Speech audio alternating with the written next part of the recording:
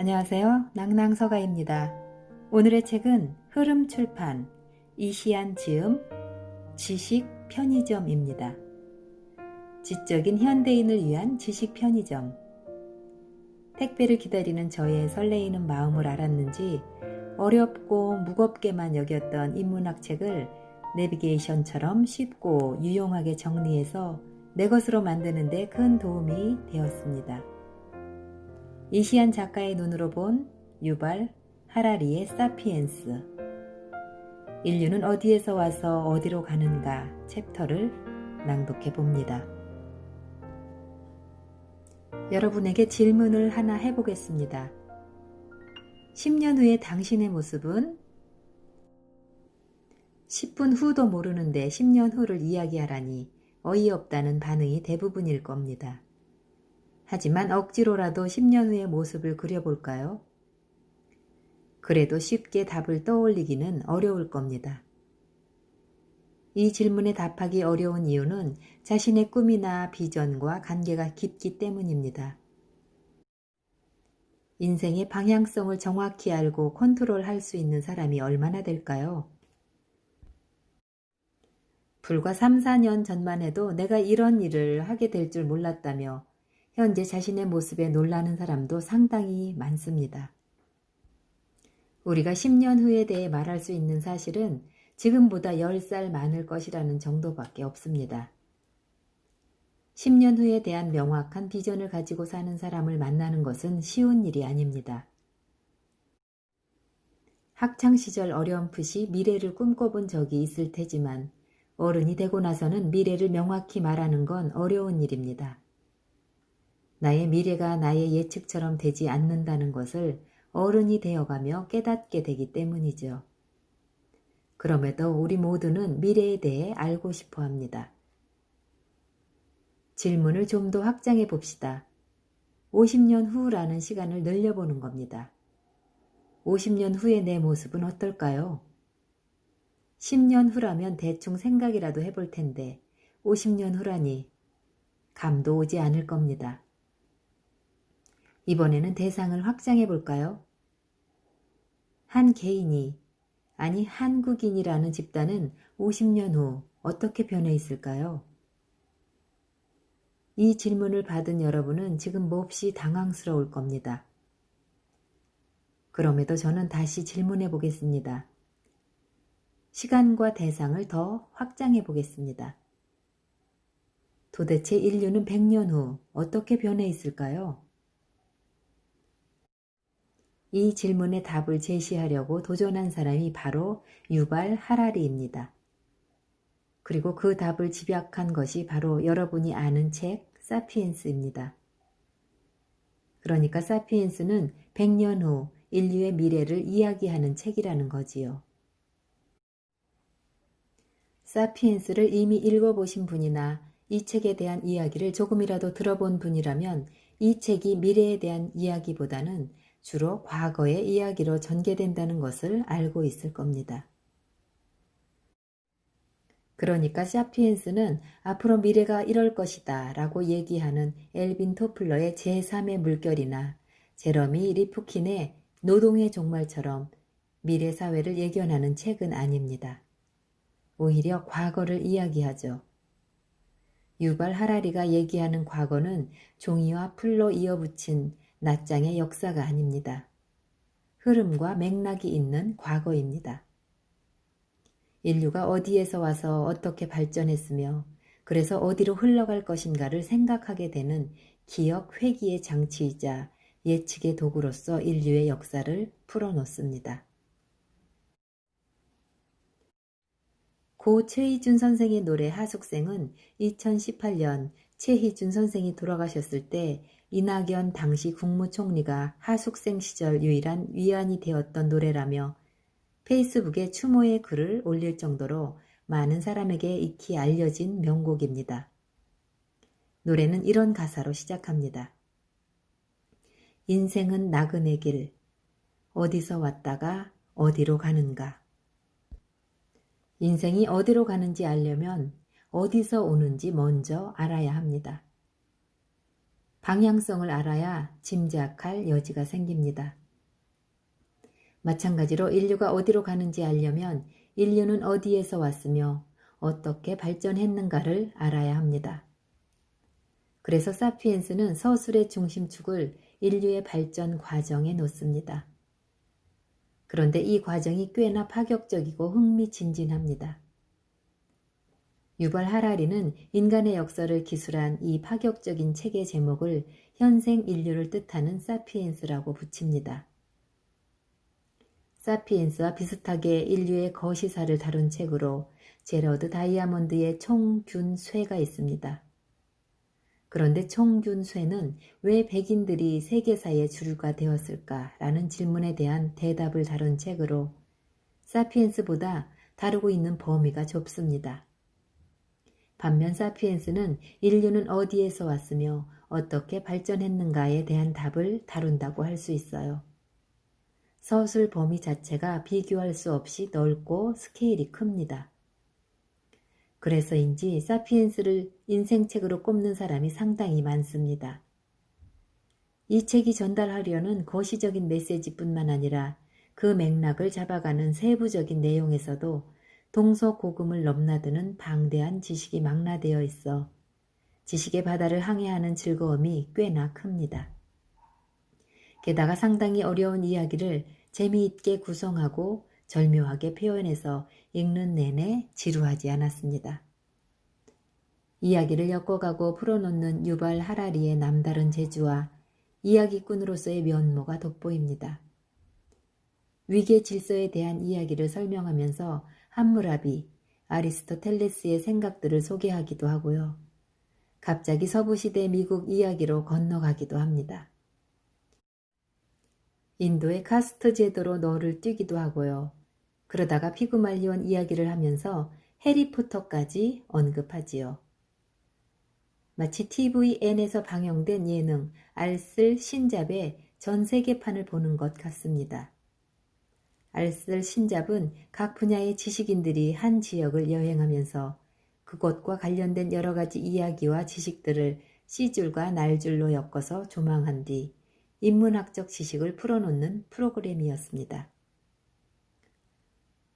사피엔스 역시 여러 가지 다양한 이야기들로 사피엔스 종의 역사를 조망하는데 예능 프로그램으로 보는 것 못지않게 읽는 재미가 있습니다. 관점과 생각이 넓어지는 경험을 할 수 있을 뿐만 아니라 지적인 포만감을 충분히 느끼게 해주는 책이 분명합니다. 사피엔스는 지성인이라면 한 번쯤 읽어봐야 하는 인문 기본서로 꼽힙니다. 그런데 무려 636쪽에 달하는 분량을 자랑하는 탓에 사놓고 완독하지 못했다는 이야기를 많이 듣습니다. 대뜸 사피엔스를 한마디로 설명해 달라는 요청이 오기도 합니다. 사실 이런 요청을 해결하는 것은 그리 어려운 일이 아닙니다. 사피엔스는 상당히 긴 책이지만 이 책의 줄거리는 비교적 단순하거든요. 자, 이제 사피엔스를 한 문장으로 정리해 보겠습니다. 사피엔스 종은 인지혁명, 농업혁명, 과학혁명을 거치면서 죽음까지 극복할 수 있는 새로운 인류로 진화하고 있다. 이것이 바로 사피엔스에서 말하고자 하는 내용입니다. 이 혁명은 단계적으로 이루어집니다. 인지혁명이 그 첫 번째 단계입니다. 약 7만 년 전에 일어난 인지혁명을 통해 사피엔스는 경쟁자들을 물리치고 지구의 주인 행세를 할 기틀을 마련합니다. 지금은 많이 알려진 이야기이지만 사실 네안데르탈인과 사피엔스는 직선적으로 연결되는 종이 아닙니다. 네안데르탈인이 발전해서 사피엔스가 된 게 아니라는 거지요. 오히려 이 둘은 서로 경쟁하는 종이었습니다. 유발 하라리에 의하면 250만 년 전에 오스트랄로피테쿠스에게서 인류의 기원이 시작되어서 그 후 200만 년 전에 1만 년 전까지 지구에는 다양한 인간종이 살았습니다.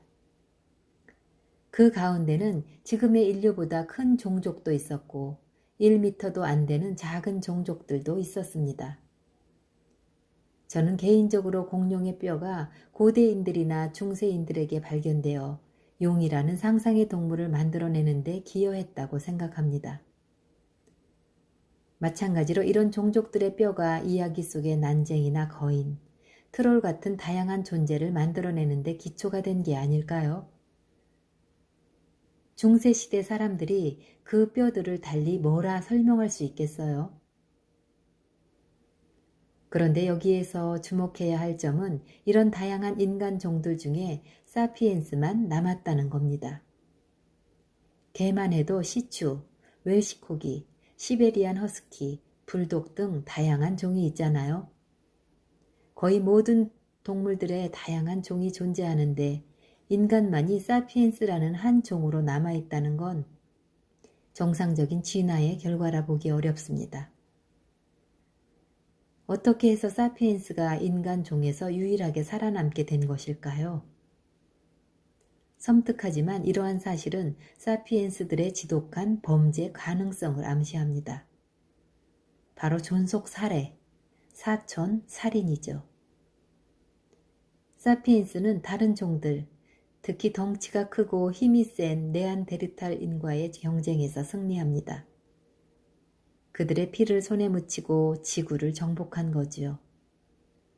사실 정확히 말하자면 손에 묻힌 게 아니라 입에 묻혔다고도 합니다. 그래서 사피엔스는 식인종이었다는 말이 있는 겁니다. 진짜 의문은 여기에 있습니다. 도대체 어떻게 신체적으로 우월한 네안데르탈인을 왜소한 사피엔스가 이길 수 있었을까요?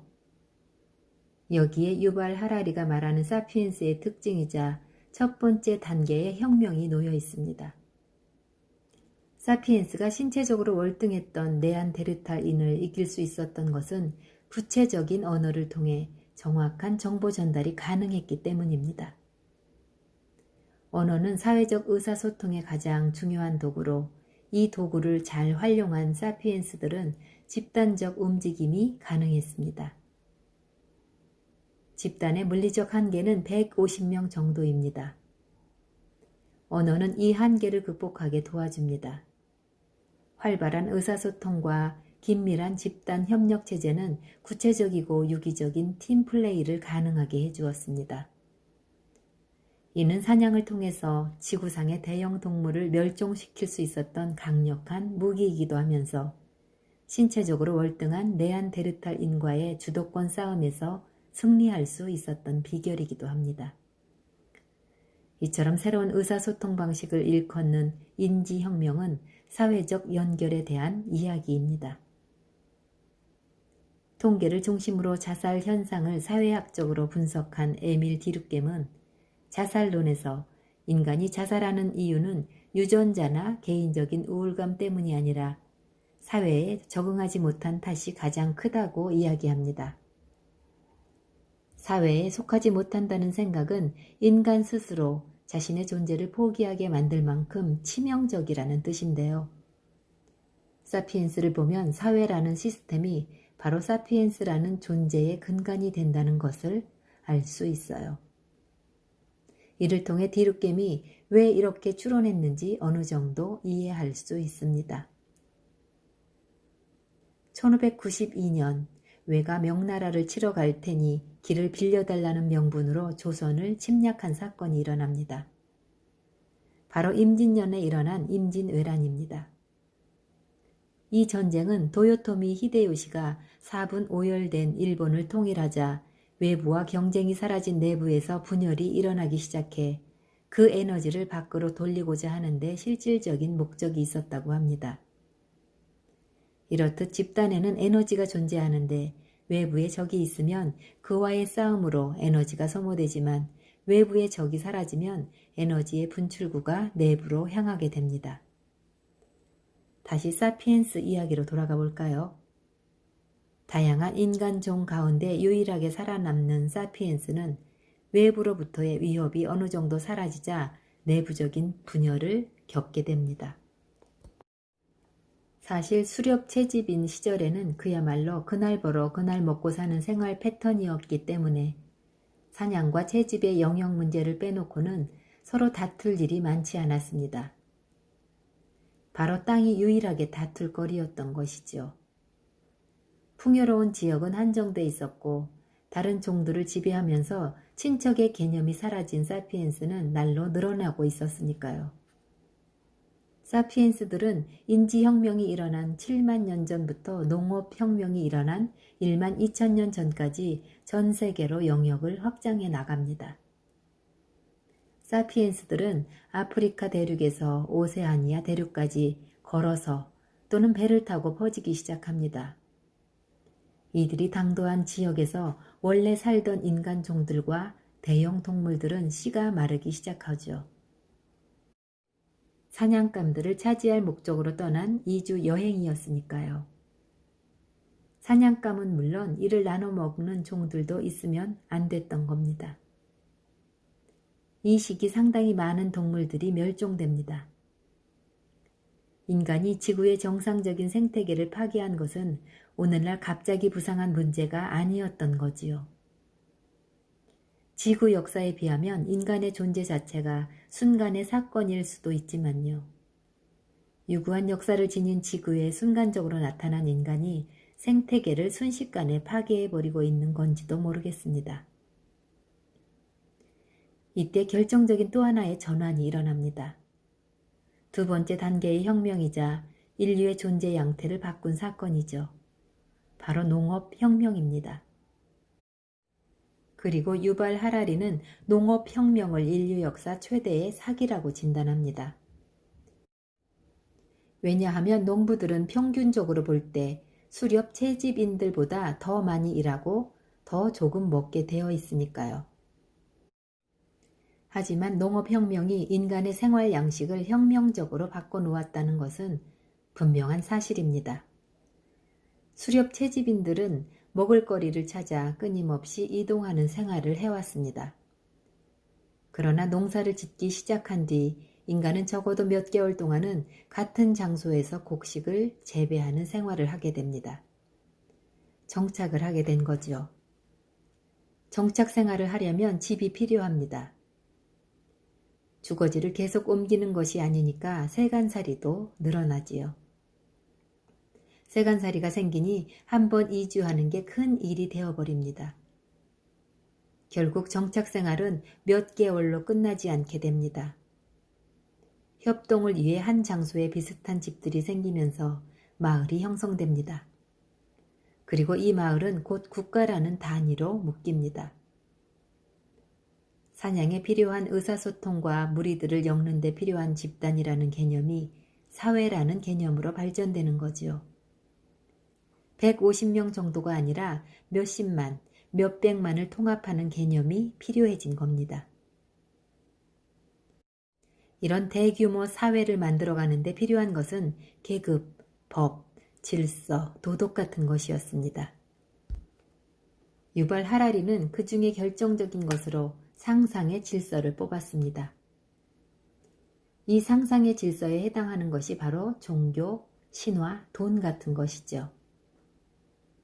유발 하라리는 이런 허구의 질서들이 대규모 사회의 질서와 협동을 가능하게 했다고 말합니다. 돈은 현실에 존재하는데 왜 상상의 질서라고 할까 의아할 수도 있을 텐데요. 돈이라는 시스템 자체가 상상의 산물입니다.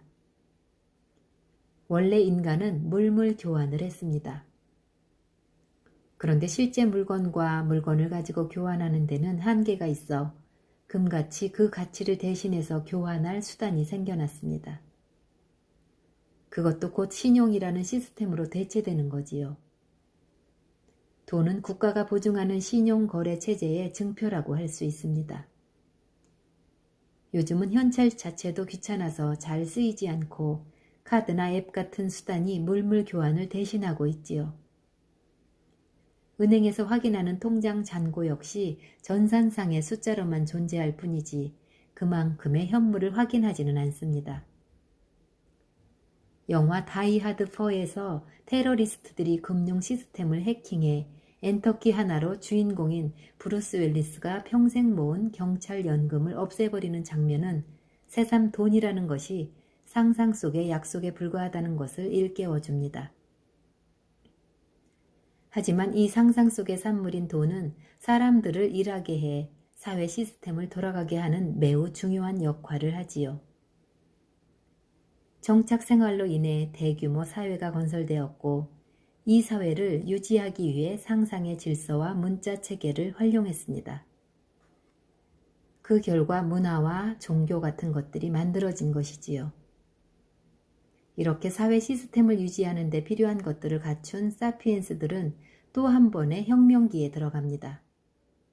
바로 500년 전에 일어난 과학 혁명입니다.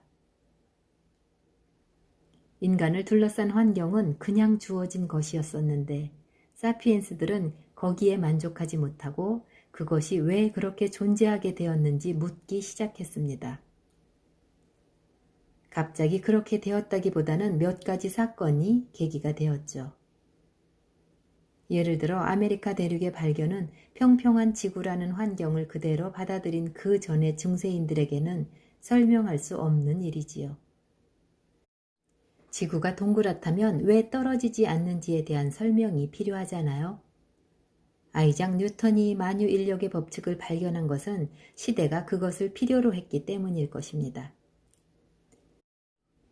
인간은 그동안 지나치게 모르고 있었다는 것을 깨닫게 됩니다.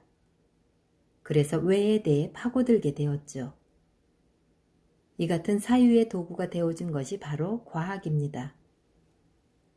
제국주의 군주들은 새로운 땅을 발견할 항해 기술을 개발하고 그 땅을 정복할 신무기를 만들 수 있게 하는 매력적인 투자처가 과학이라는 것을 금방 알아챕니다. 이것이 과학혁명이 일어난 배경입니다. 사물의 이치를 이해하고 그것을 활용하면서 인간은 비약적으로 발전합니다. 산업혁명 이후 2세기에 걸친 변화는 너무나 빠르게 사피엔스들을 격변시켰습니다. 무엇보다도 가장 큰 변화는 부족과 가족 체계가 무너지고 그 질서가 국가와 시장 체계로 바뀌었다는 점입니다. 사피엔스들은 매해 혁명이라고 불릴 정도로 광속의 역사에 올라타게 되었습니다. 이 역사는 언제 끝날까요? 사피엔스가 살아온 과정을 보면 수많은 희생을 밑거름 삼아 지금에 도달했다는 것을 알 수 있습니다. 다른 종들과의 경쟁에서 승리해서 살아남는 것은 물론이고 수많은 동물들을 멸종시켰으며 지금은 지구 자체를 위협하고 있습니다. 미세먼지에 가득 찬 서울의 사계절을 보면 영화 인터스텔라에서 대기가 너무 오염돼서 결국 지구를 버리고 떠나야 하는 인간의 운명이 단순히 영화 속 한 장면으로만 느껴지지 않습니다. 제임스 러브록이라는 영국의 과학자에 의해 처음 주장된 지구 유기체설이라는 것이 있습니다. 그리스 신화에 나오는 대지의 여신의 이름을 따서 가이아설이라고도 하는데요. 지구가 하나의 유기체로 작동한다는 내용입니다. 지구를 하나의 생명체라고 할 때 인간이라는 존재는 바이러스나 다름없습니다. 지구의 균형을 깨버리고 환경을 파괴하는 생물체이니까요. 그래서 때때로 지구가 자연재해나 감염병 같은 대재앙을 일으켜 인간이라는 바이러스를 몰아내려고 시도한다는 게 가이아설의 핵심 내용입니다. 14세기에 유행했던 페스트는 전염력도 강하고 치사율도 높았던 죽음의 병이었습니다. 페스트로 인해 1347년부터 1352년까지 5년 동안 유럽 인구의 30%가 사망했습니다. 그런데 페스트의 시대가 지나고 나서 살아남은 자들은 경제적 호황의 시기를 구가했다고 합니다. 그 전만 해도 인구에 비해 물자가 부족해서 굶거나 병든 이가 많았는데 물질적 풍요를 누리면서 이런 문제가 해결됐습니다. 실업으로 고통받은 이들이 많았는데 인구가 줄자 고용이 활발해졌습니다. 역사상 처음으로 딸들에게 땅이 상속되는 일도 일어났습니다. 죽음의 시대가 생명의 시대로 급 전환된 거지요. 가이아설에 의하면 인간의 생존을 위협하는 전염병이 대유행하는 이유는 지구가 수용의 한계점을 초과해 그 균형을 유지하기 위해 발생하는 겁니다. 이 관점에 비춰보자면 2020년 전 세계를 강타한 코로나19 역시 이런 의미로 해석할 수 있습니다. 그러나 코로나19는 그 전염력과 치사율에 비하면 사망자 수가 상당히 적은 편이라고 할 수 있습니다. 물론 많은 사망자가 나왔지만 1918년부터 1920년까지 유행한 스페인 독감이 비공식적으로 최대 1억 명 이상의 사망자를 냈다는 것을 생각해보면 상당히 잘 막아낸 셈이지요. 스페인 독감이 유행할 당시 세계 인구가 20억 명이었다는 것을 감안하면 괄목할 만한 성과입니다. 가이아설에 의하면 코로나19는 생명을 유지하기 위한 지구의 노력이고 코로나19를 버텨낸 인간은 스스로의 의지와 기술로 자연을 거스르고 있는 것입니다. 결국 인간에 의해 지구의 환경이 파괴되고 말 것이라는 전망은 잘못된 추측도 그렇게 먼 미래의 예측도 아닐 수 있습니다. 그런데 여기에서 묻고 싶은 게 있습니다. 인간은 행복한가요? 다른 종들을 멸종시키고 지구에 해를 가하면서까지 살아남은 인간은 과연 올바른 방향으로 가고 있는 걸까요? 리처드 도킨스는 이기적인 유전자에서 종들은 그 종의 DNA를 보존하기 위해 개체의 희생까지 감수한다 라고 이야기했습니다. 모든 종들은 자신의 종을 지속시키려는 욕구를 가지고 있다는 말인데요. 그런데 종의 이익을 위해 노력하다가 그로 인해 그 종이 살 만한 환경 자체가 없어져 모두 공멸의 길을 걷게 된다면 그것은 과연 그 종을 위한 일이라고 할 수 있을까요? 환경과 관련 인간의 이기심은 지구의 희생을 강요합니다. 그리고 그 희생은 미래 세대를 위협하는 일이기도 합니다. 전기 자동차 회사인 테슬라의 오너이자 우주왕복선을 만드는 스페이스X의 CEO 앨런 머스크는 화성 식민지가 우리 인류의 대안이라고 말한 바 있습니다. 그래서 2024년까지 화성에 사람을 보내는 것을 목표로 기술 개발에 매진하겠다고 밝혔습니다. 그러나 이것은 지구가 파괴되고 있는 것에 대한 근본적인 해결책이 아닙니다. 사피엔스들이 다음에 공격할 행성을 찾는 것에 불과합니다. 유발 하라리는 최종적으로 사피엔스 종은 멸종될 것이라고 이야기합니다. 박테리아에 의한 전염병이나 최후의 전쟁인 나그나로크에 의한 종말을 이야기하는 것이 아닙니다. 유발 하라리는 인류는 사피엔스라는 종을 버리고 새로운 종으로 나아가게 될 것이라고 예측합니다. 여기서 유발 하라리는 인간의 미래에 대한 질문을 던집니다. 지금 같은 기술 발전 속도라면 사피엔스 혁명 끝자락에 수해 또는 재앙을 겪을 수도 있습니다.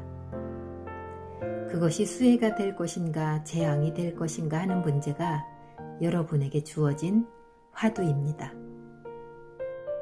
네, 지금까지 흐름출판 이시안 지음의 지적인 현대인을 위한 지식 편의점 중에 유발 하라리의 사피엔스 인류는 어디에서 와서 어디로 가는가 챕터를 일부 발췌하여 낭독하였습니다. 감사합니다.